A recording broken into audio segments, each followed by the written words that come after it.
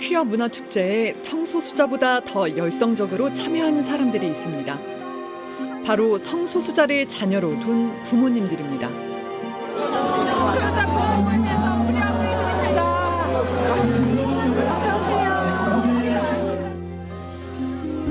그냥 한번 안고 안아줄 뿐인데 함께 엉엉 울게 될 때가 많다고 합니다.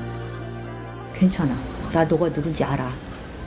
그리고 힘든 세상이지만 잘 버티고 살아내줘.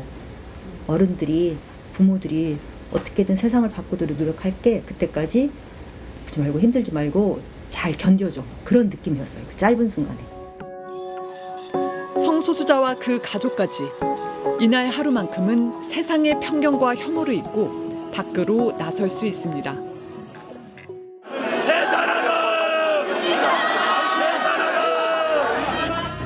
하지만 바로 앞에선 늘 보수 개신 교회들이 대규모 반대 집회를 엽니다.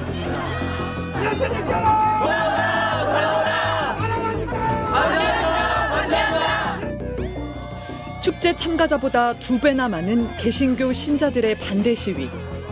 저주와 욕설이 난무했고 물리적 폭력도 서슴지 않았습니다.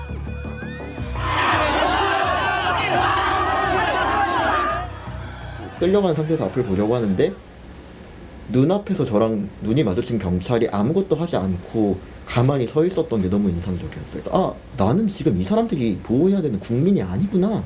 이 나라의 사람이 아니구나. 나는 지금 언제 어디서 돌을 맞아 죽어도 이상하지 않은 세상에 살고 있어. 엄마 그러면서 굉장히 절규를 했거든요. 그 심정을 이해를 못했거든요. 그런데 그 인천 퀴어 축제 가서 저거 느꼈어요. 보수 개신교는 차별금지법도 결사적으로 반대하고 있습니다. 지난해 여름 문재인 대통령이 코로나 때문에 대면 예배를 멈춰달라고 당부한 자리. 그러나 종교의 자유는 목숨과도 바꿀 수 없다며 대통령과 맞서던 교회 지도자들은 느닷없이 차별금지법 얘기를 꺼냅니다. 종립학교의 사학법 개정안, 포괄적 차별금지법의 문제입니다. 이런 점에 대해서도 대통령님께서 관심을 가져주시기를 바랍니다. 입법기관인 국회를 압박하는 방법도 점점 치밀해지고 있습니다. 목사님들이 한 5명이 지역에 있는 국회의원들을 면담 요청하면 대부분 거절할 수가 없습니다. 5, 60명 정도가 저희가 만난 것으로 이래 뵙고 저희 90% 이상이 차별금지법에 반대한다는 의사를 밝혀준 바가 있습니다. 여러 선거를 앞두고 있으니 정치권에서도 반대를 무릅쓰며 무리하진 못할 거라고 자신합니다. 큰 선거, 지방선거와 대선 앞두고 여당이 부담스럽다라고 하는 인식을 갖게 될 가능성이 많이 있고, 그러면 지금보다 더 적극적으로 여당의 집행부에서 이상민 의원의 발의를 이렇게 저지할 가능성도 아주 높습니다. 성소수자 혐오를 조장하는 개신교 일부의 도넘은 행태에 대해선 내부에서도 비판이 나오고 있습니다.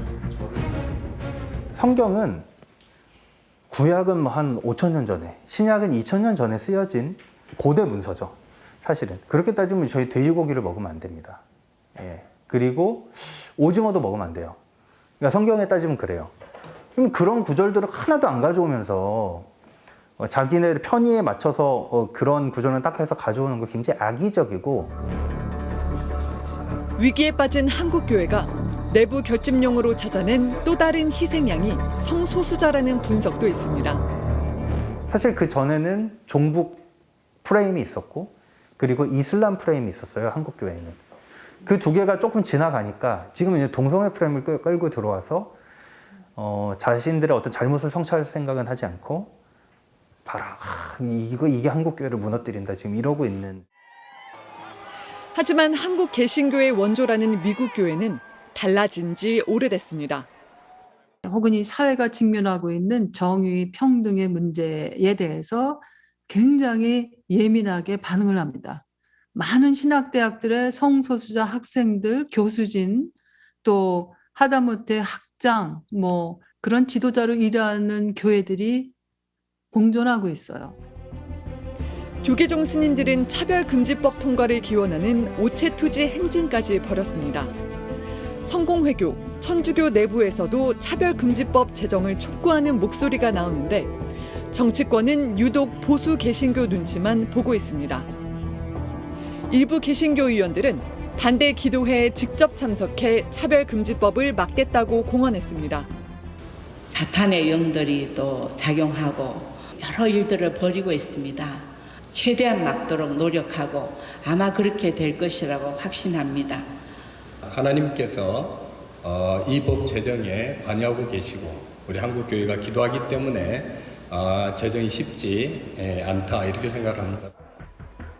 의원들을 움직이는 건 보수 개신교의 막강한 결속력, 결국 표 때문입니다.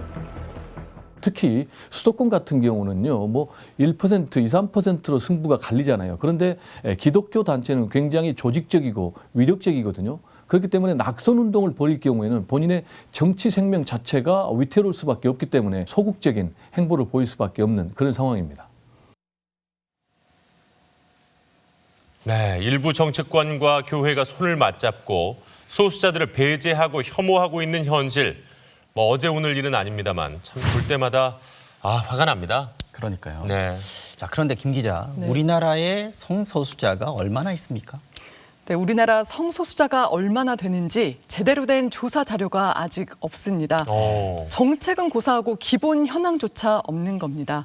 미국의 경우를 살펴보면 지난달 미국 갤럽 조사에서 5.6%가 자신을 성소수자로 인식하는 것으로 조사가 됐는데요.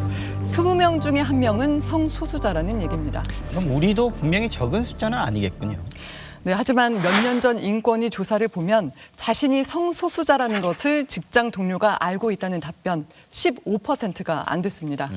분명히 우리 주위에 있는데 잘 안 보인다는 건 어떻게 보면 그만큼 우리 사회가 배타적이라는 거 아닐까요? 네, 그렇습니다. 그럼 우리 사회의 성소수자들이 어떻게 살고 있는지 만나봤습니다.